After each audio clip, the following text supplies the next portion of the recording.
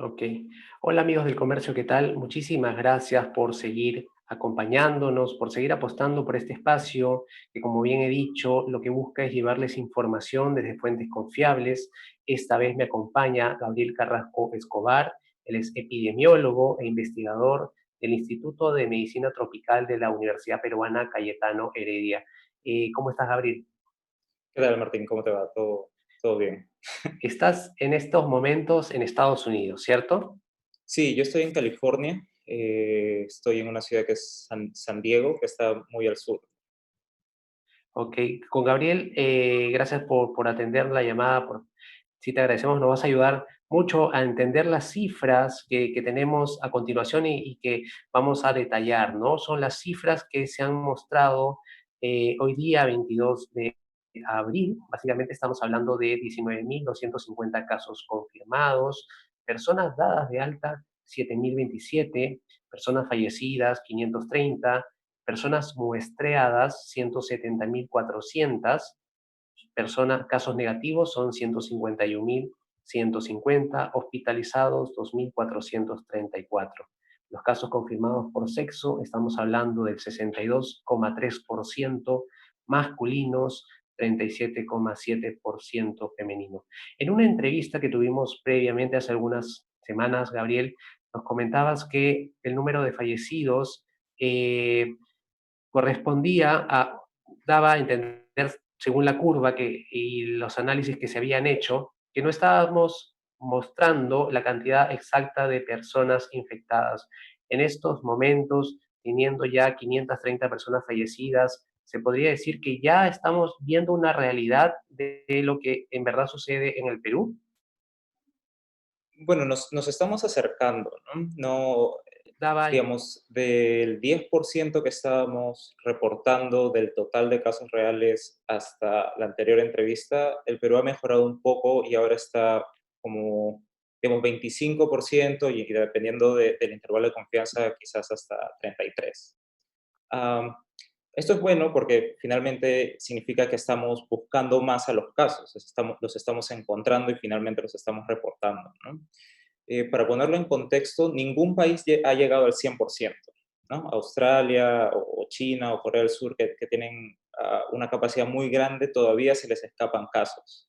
En Sudamérica, de los mejores ejemplos es Chile, que está como por 60%, 50%, no tengo muy claro el dato, pero digamos, ese es el panorama, ¿no? Lo ideal es no estar en la cola, no estar entre los países que reportan menos, eh, pero las noticias alentadoras es que estamos mejorando en el tiempo.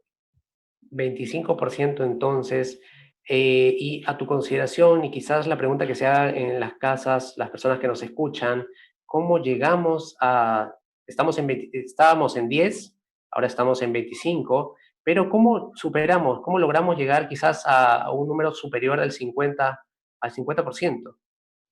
Sí, y un poco hay que también entender que ese es un promedio a nivel país, ¿no? Dentro del país, Lima es una realidad totalmente diferente a provincias, porque en Lima se ha hecho una gran cantidad de pruebas porque la epidemia empezó antes también, o se reportó primero. Pero hay casos muy complicados como Piura, Lambayeque, Loreto, donde la cantidad de casos que se está reportando es muy, muy bajo, ¿no? Estamos hablando que es menor del 5%, si es que hacemos un análisis con datos más locales. ¿Cuál es la forma? No hay fórmula mágica, es muestrear más, es extender nuestras capacidades de laboratorio.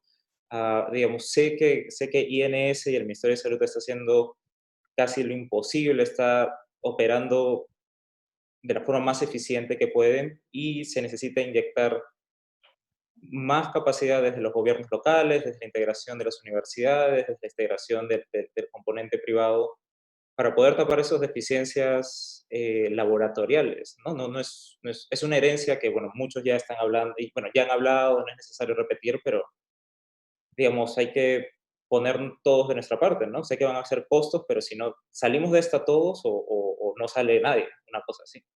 Exacto. Y justamente tú mencionabas que el interior del país es otra realidad, ¿no? Este 25% en sí, asumo, es a país, el país entero, pero dentro del Perú tenemos tasas, como decía Gabriel, de 5%, En ese caso tenemos lugares como, regiones como el Callao, 1.416 casos, Lambayeque, 864 casos, Loreto, 653, Piura, 514, Ancash, 365 casos confirmados, La Libertad, y ahí sigue la lista, ¿no? Es increíble el número de personas que han dado positivo al COVID-19, pero hay que entender que en algunos casos no sería exactamente, habría muchos más casos confirmados, como bien nos explica Gabriel desde Estados Unidos. Gabriel, ahora vamos al tema directo por el que te citamos, que es hablar, justamente en la entrevista anterior que tuvimos contigo nos comentabas, ¿no? Sobre la cuarentena focalizada, la cuarentena intermitente, el tema de la inmunidad de rebaño. Que queríamos, primero, antes que todo, ¿cuáles son las condiciones que tiene que reunir un país para levantar una cuarentena total en medio de una situación como esta, una pandemia? Sí, digamos, la OMS ha dado unas guías como una lista de condiciones que se deben de cumplir antes de intentar pasar a la siguiente fase, ¿no? La siguiente fase no necesariamente es una liberación de la cuarentena total, sino quizás un paso progresivo, ¿no? Pero antes de eso habría que cumplir 6 condiciones, de acuerdo a los expertos. Eh, Estas 6 condiciones involucran diferentes aspectos que van desde el Estado hasta las mismas personas, ¿no? Para listarlos brevemente, tienen que ver con que la enfermedad esté bajo control, es decir, que el ¿Ok? Estado pueda asumir que está bajo control, que los sistemas de salud estén en la capacidad de poder detectar, diagnosticar, tratar, aislar pacientes y hacer trazabilidad de contactos. El tercero es que los riesgos estén focalizados, es decir, poder conocer ciertamente en dónde están estos pequeños focos de transmisión. El cuarto tiene que ver con que los sitios prioritarios, como escuelas o lugares de trabajo, ya tengan planes concretos de prevención. Es decir, ya tengan un plan de muestreo, ya tengan un plan de contingencia si es que su fuerza laboral o sus alumnos están infectados y demás, ¿no?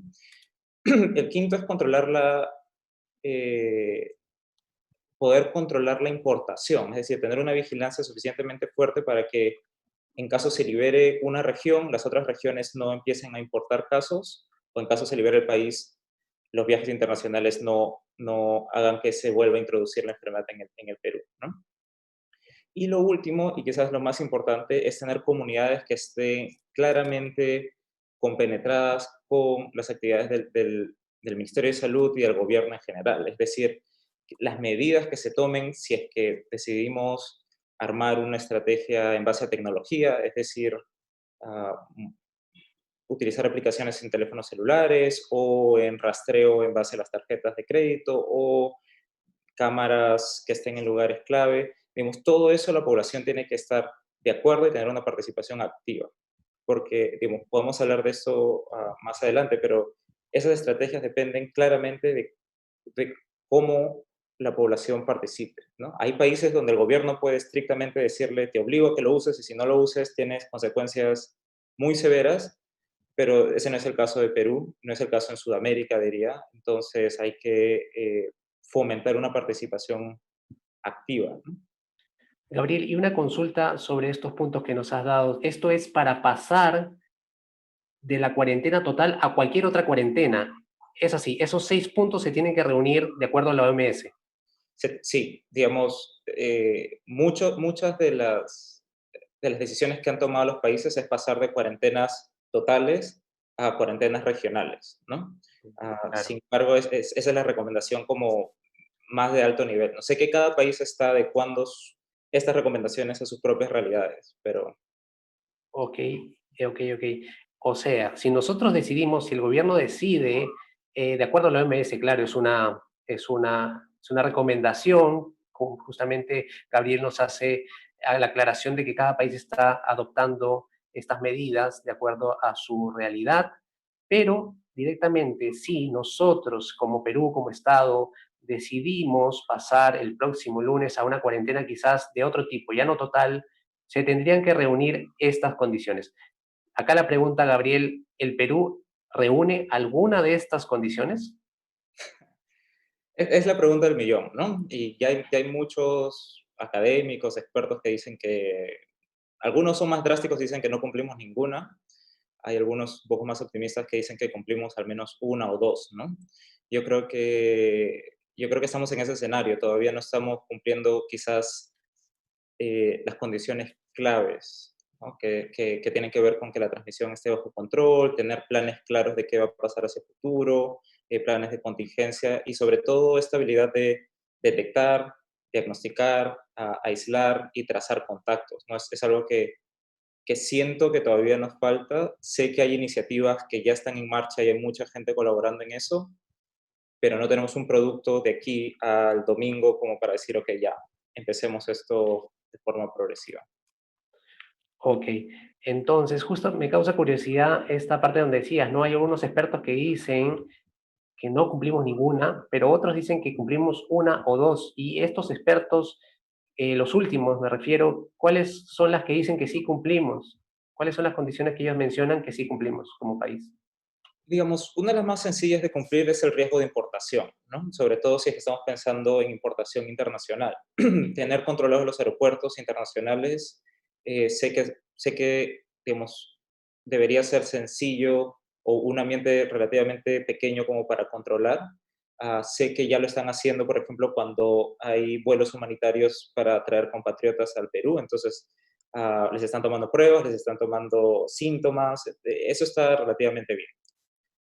Lo Ok, segundo que creen que podría funcionar bien, dependiendo cuál es la estrategia del Estado, es la adherencia de las comunidades, o la adherencia de la población, ¿no? Hay muchos que han utilizado información, por ejemplo, de Google o información de celulares y han visto que bueno, no lo hemos hecho tan mal. Ha habido una clara reducción en nuestro uso de espacios públicos, nuestro uso de mercados y demás. Entonces, hay, hay ahí un tema delicado, ¿no? Porque no es necesariamente, digo, basta que estemos 30 minutos o una hora con una distancia que no sea la apropiada de una persona infectada, no importa cuántas horas te hayas quedado en casa, esa exposición al riesgo va a hacer que te infectes, ¿no? Entonces, hay medidas más allá que solamente restringir la cantidad de horas, sino las pocas horas que sales, tener claro que hay un riesgo grande fuera de casa que necesitamos controlar. ok, Gabriel, quizás ahora una pregunta difícil, ¿no? Sabemos que tú eres epidemiólogo, investigador también de la Cayetano, que estás ahora estudiando un doctorado en salud pública. Queríamos saber en qué grupo te quedas, en los que creen que no cumplimos ninguna, en los que creen que al menos cumplimos un par, ¿en qué posición te encuentras? Pero yo me quedo, digamos, la pregunta tiene digamos, el fin final es saber si es que levantamos o no la cuarentena o si transitamos o no, ¿no? Yo soy de los que creo que nos falta. Yo soy de los que creo que en este contexto de incertidumbre, tanto científica como política y entiendo económica, entiendo que los pasos que hay que dar son cautos y, digamos, defensivos. Y en ese sentido, creo que deberíamos tomarnos más tiempo para enfrentar bien las estrategias. De todas maneras, cuando nos reunimos la anterior vez, Sí. discutimos algo similar, ¿no? Y decíamos, ok, con esta ampliación van a haber más tiempo para organizar más cosas. Y ahí hay un llamado de atención, bueno, no tengo la autoridad para darle un llamado de atención, pero digamos, podríamos tener proyectos visibles, más avanzados, con colaboraciones más grandes en estos días que ganamos desde la última ampliación, ¿no? Vamos a tomar otra ampliación. O sea, recomendaría que se tome otra ampliación, pero que no se avance a la misma velocidad. Hay que avanzar a una velocidad porque ya claramente en algunos hospitales y en algunas zonas esto se está desbordando. Y no es por crear pánico, pero es básicamente ya entender que necesitamos una velocidad diferente. Yo entiendo la herencia de un montón de cosas que no se han invertido, de un montón de cosas que no se están solucionando en el corto plazo, pero digamos, por poner la analogía, es un partido como de las clasificatorias, que tenemos que ganar para pasar. No hay otra consigna, tenemos que dar lo poco que tenemos y más, ¿no? Y justamente tú haces la analogía con el tema del fútbol, ¿no? Y yo quería preguntarte quizás también otra pregunta difícil. Entendemos que esta es una situación muy, muy complicada, pero este partido lo estamos ganando, lo estamos perdiendo por goleada. ¿Cuál es la apreciación, básicamente desde la ciencia, ¿no? Entendemos que es un partido largo, eso sí, pero en lo que va del partido, ¿cómo vamos? Am, es una pregunta complicada porque no tenemos suficiente información. Cómo yo puedo ver lo que pasa en Perú depende de dos cosas. Yo creo que el manejo político se está haciendo de forma correcta. Yo creo que, digamos, la confianza que ha depositado las personas en el presidente y en el manejo, digamos, de acuerdo a las encuestas, es bastante alta y tiene razón, lo está haciendo bastante bien. Una uno de los talones de Aquiles que tiene este manejo de la epidemia es el acceso a información. Y ese acceso a información puede calar en el largo plazo o en el mediano plazo a la confianza que se está generando, ¿no? Digamos, cuando el presidente nos dice, esto está dentro de lo proyectado, esto está, digamos, de acuerdo a lo que teníamos estimado, pero vemos que hospitales ya la gente empieza a morir en las colas, vemos que digamos, uno llama a las líneas para que les hagan test y no contestan, o solo hacen test a uno de 10 personas que viven en una casa. Digamos, claramente esto ya no sobrepasó, ¿no? Necesitamos un sinceramiento de decir, ok, bueno, estamos críticos, estamos como, necesitamos, otra vez, necesitamos recurrir a las matemáticas para clasificar y necesitamos la ayuda de todos, ¿no? Tener la imagen de que sí, todo está dentro de lo planificado aún, y esto sí es una crítica académica, no conociendo cuáles son las proyecciones, ¿no? No conociendo cuáles son los métodos y el abanico de técnicas que han utilizado los grupos expertos para decir, este es el escenario, este es el otro escenario y demás. Entonces conocemos poco y avanzar conociendo poco es difícil como población. Y yo me pongo del lado de las personas, eh, digamos, de un ciudadano normal, porque yo no participo en ninguna actividad del ministerio. Sé que ellos manejan información más fina. Am,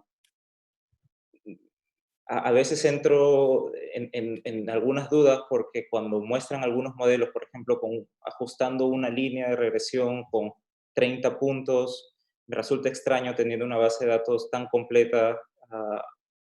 Pero bueno, al margen de esas críticas académicas, yo creo que hacer este vínculo con la población de transparencia va finalmente a entender si es que estamos yendo bien o estamos yendo mal. Yo pertenezco junto a otros grupos de periodistas talentosos que difunden contenido de ciencia, a la AP Ciencia se llama la Asociación de Periodistas que difunden noticias de ciencia en el Perú, y justamente había un debate, ¿no? Se está mostrando los datos necesarios, son los datos que necesitamos en estos momentos. Justamente va también en línea de lo que comentabas, ¿no? A tu parecer como investigador, Gabriel, quisiéramos saber si qué dato de lo... Entendemos que el gobierno da todos los días datos, información de cuántas personas han sido muestreadas, cuántos han dado positivo, negativo, pero qué datos para los científicos, investigadores, serían valiosos también tenerlos. Sí, yo creo que no, hay dos dimensiones de transparencia, ¿no? Una es los datos o la información y la otra es de las metodologías, ¿no? O sea, hay grupos de expertos y se está manejando de forma hermética cuál es su aproximación a estos problemas, ¿no? Por poner un ejemplo claro, es el tema de cómo están usando las pruebas, ¿no? Y, digamos, empezamos el programa sumando pruebas rápidas más pruebas moleculares, ¿sí? Yo, solamente para hacer un ejemplo breve, ah, hay indicadores epidemiológicos para cada nivel, ¿no? O sea, hay un nivel clínico, hay un nivel de salud pública y hay un nivel de políticas públicas, ¿no? Para el nivel clínico, digamos, cuando un médico está frente a un paciente que tiene toda la sintomatología, que tiene conexión epidemiológica, que tiene finalmente, bueno, a pesar de que el diagnóstico laboratorial salga negativo, tiene que tratarlo como COVID y lo va a tratar como COVID, ¿no? Entonces, este debate de si usan la prueba rápida o usan la prueba molecular, bueno, tienen que utilizar las dos y vamos a seguir utilizando las dos porque así se usa a nivel mundial. Y necesitamos tener, por no tenemos una sola cámara perfecta, necesitamos tener dos medianamente imperfectas y hacer lo mejor posible, ¿no? Hay un segundo paso que tiene que ver con salud pública, y en este tema de salud pública sí hay que discriminar claramente para qué usan las pruebas rápidas y para qué usan las pruebas moleculares. Por ponerte un ejemplo, es la trazabilidad de contactos, ¿no? O sea, uno tiene que identificar los contactos de una persona índice, pero va a ser diferente si es que esta persona ha sido un caso índice de una prueba molecular o ha sido índice de una prueba rápida. ¿Por qué? Porque una prueba rápida significa, hay dos opciones, o lo tiene activo en una fase final de la infección, o ya pasó la infección, pero todavía tiene anticuerpos todavía en la enfermedad.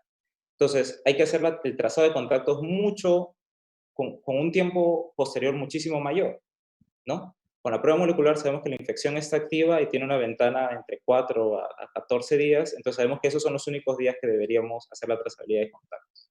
Entonces hay información que no se está discriminando en ese punto. Ok, Ahora, a nivel de políticas públicas, que es el nivel superior, muchas personas dicen, bueno, sí, necesito planificar cuántas personas van a llegar para comprar medicamentos, para los hospitales, para demás. Y en ese caso, no está totalmente bien, pero digamos, es una imagen grosera sumar ambos, ¿no? Entonces, hay de todo para todos los niveles, pero ¿qué es lo clave? Y regresando al tema, es tenerlo claro, o sea, saber los grupos de expertos y el ministerio para qué está usando cada prueba. Es decir, A más B se utiliza para el escenario de salud pública. La prueba A se utiliza para el escenario de políticas. La prueba C se utiliza para el escenario clínico. Entonces, con todo eso claro, nos evitamos un debate que sabes que está llevando mucho tiempo en redes y en medios y demás, de que si la prueba rápida, que si la otra prueba. No tenemos claridad en la metodología, por poner el primer punto. Pues no teniendo claro la metodología, los indicadores y los datos que se generan tampoco están claros, ¿no? Hemos visto que hay el único canal de información que nos da el ministerio es este dashboard, bueno, COVID, ¿no? sí. Y en este dashboard, digamos, están haciendo el mejor de los esfuerzos, yo lo sé, por tener información consistente, pero las chances de que de un día a otro se mantenga la misma información, es decir, los mismos gráficos, la misma tabla, la misma columna, son muy bajas. Digamos, de los que hemos estado haciendo seguimiento de esa información, cada día aparece una fila nueva, cada día aparece una métrica nueva, la quitan, si es que utilizan la fecha de inicio de síntomas, o la fecha de inicio, o la fecha de reporte, o la fecha de fallecimiento. Entonces, esta inestabilidad comunica algo, ¿no? Entonces, yo tengo como dos sensaciones. Es o el ministerio ya se desbordó en temas de información, Ok, o, digamos, hay una política clara de no compartirla de forma tan transparente, ¿no? Yo, yo creo que, y espero que sí tengan la información, y espero que pronto cambien de opinión y entiendan que liberar la información va a ser beneficioso para todos en este contexto. ok, interesante las apreciaciones, Gabriel. Ahora, quizás la pregunta siguiendo con el tema que nos comentas, ¿conoces algún país en la región o en general que lleve este tipo de información de una manera tan detallada que evite estos problemas que justamente nos comentabas que hay en la información que nos brinda el gobierno todos los días? ¿Estos detalles? Sí, y digamos, un poco para enmarcarlo también en la entrevista, que tiene que ver con cómo pasar a la siguiente fase o cómo liberar la cuarentena. Muchos hemos escuchado de esta analogía del martillo y el baile, ¿no? Entonces, Sí. ahora estamos en la fase de aprender a bailar, como lo dice el autor de ese mismo post. Entonces, hay tres condiciones para los países que están bailando de forma exitosa, ¿no? Lo primero son pruebas masivas. Tienen una cantidad de pruebas y capacidad laboratorial para hacer pruebas importantes. Lo segundo es que conocen claramente cómo se mueve su población, porque entienden que lo importante aquí es la trazabilidad de contacto. Y en este sentido, hay varias estrategias que pueden ser celulares, que pueden ser cámaras, que pueden ser tarjetas de crédito, y alguna combinación de todas estas, ¿no? Pero finalmente involucra un aparato fuerte que centralice y que todos estos canales de información se conviertan finalmente en toma de decisiones, ¿no? Lo tercero es que digamos, ellos le llaman la penetración de estas tecnologías sobre la población, ¿no? Y hay un ejemplo claro que es Taiwán, que tenían un sistema de trazabilidad de contactos basado en celulares, pero debido a que un porcentaje bajo de la población lo usó en su primera fase, no sirvió para tomar ninguna política. Es más, fue un caso, digamos, ejemplar de cómo una buena idea finalmente en el campo digamos, no se traduce de forma exitosa porque, digamos, hay una desconexión entre gobierno y población, ¿no? Entonces, si tú me preguntas ahora, ¿tenemos esto en el Perú o tenemos esta información o estamos triangulando esta información? Lo que yo conozco por algunos intercambios de correos, digamos, de alguna forma informal, es que sí hay proyectos que de forma independiente o de forma, digamos, separada se están tomando en PCM, se están tomando en el MEP, se están tomando propiamente en el ministerio. Y a pesar de tener un decreto de urgencia donde se iba a formar un centro de gestión de la información para COVID, esto siento que no se ha logrado digamos, hacer de forma concreta a pesar de que ya han pasado más de 20 días de ese decreto de urgencia, ¿no? Ah, entonces, esta apertura que hablaba de información, de repente del MINSA, que digamos es el protagonista en este momento, no estoy seguro si es solamente con el público o es también con las otras instituciones. Mi apreciación desde afuera es que necesitamos tener públicamente ya una plataforma que sabemos que va a centralizar. Sé que Perú en tus manos estaba intentando hacer algo parecido. Sí. Sé que hay otra iniciativa de parte del Ministerio del Interior que se llama Te Cuido Perú, me parece, que también tiene grandes perspectivas de centralizar información. Y creo que ese es el camino, ¿no? Necesitamos finalmente conocer bien digamos, sería bueno tener esta propuesta abierta y que podamos juzgar las personas que quieran comentar sobre el tema. Sí, perfecto. Justamente hablando de la trazabilidad de contactos, tuvimos hace algunos días una entrevista con uno de los expertos que dirigió la estrategia y nos hablaba también del tema de activar el GPS, activar el Bluetooth para que de esa manera te llegue una alerta si es que estuviste cerca de una persona. Y eso es a través de esta aplicación El Perú en tus manos, de la PCM. Gabriel, yo quiero darte por favor el pase ahora, si quieres por favor agregar algo o subrayar quizás algo de todo lo que nos has dicho, por favor adelante. Sí, yo creo que pasar a la siguiente fase, tenemos que entender que biológicamente todos tenemos la misma susceptibilidad a contraer el COVID, pero económicamente y socialmente no. ¿Ok? Sí, Entonces, esta pandemia hasta ahora no lo hemos llevado bien, digamos, no lo hemos llevado de forma igual algunas personas con digamos, mayores recursos que otras que no tienen tanto. Y la siguiente fase va a ser igual.